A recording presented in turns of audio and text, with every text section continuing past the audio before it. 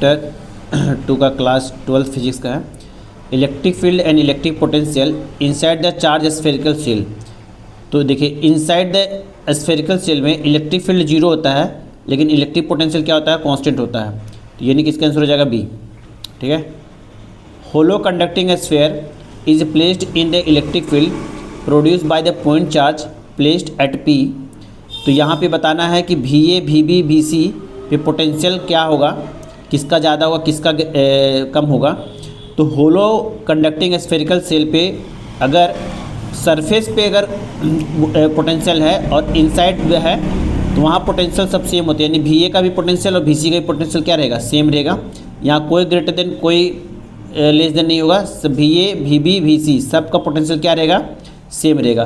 तो इसका right answer हो जाएगा क्या, D.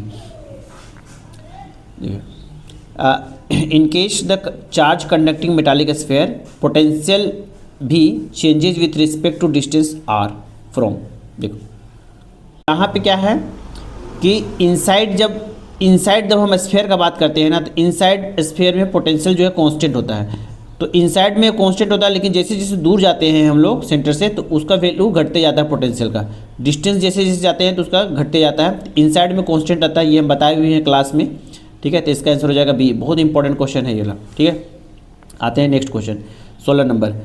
Potential at the centre of the sphere if the hollow metallic sphere of radius 10 centimetre is charge such that the potential on it surface is 70 volt.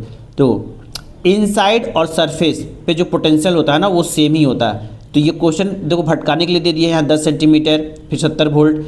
तो जो sphere है, मान लो जो भी स्फेयर है यहाँ है ना, जो भी स्फेयर है इसके हर पॉइंट पे इनसाइड में कहीं पर भी स्फेयर में जो वोल्टेज होगा, जो पोटेंशियल होता है वो क्या रहेगा, सेम रहेगा, यानी 70 वोल्ट ही रहेगा। इसमें कुछ सोल्व करने की जरूरत ही नहीं था। इसका राइट आंसर हो जाएगा क्या, सी। क्वेश्चन है potential on the hollow sphere of radius 1 metre is 1000 volt, then potential at the 1/4 metre from the centre of the sphere. तो इसका भी कारण वही है, बोल रहा है क्या कि अगर एक होलो स्फेयर है, अगर 1 मीटर उसके रेडियस पे जो वोल्टेज है 1000 वोल्ट है, तो बताओ अगर सेंटर से अगर हम 1/4 वैल्यू पे जा रहे हैं तो वहाँ पे वोल्टेज क्या होगा।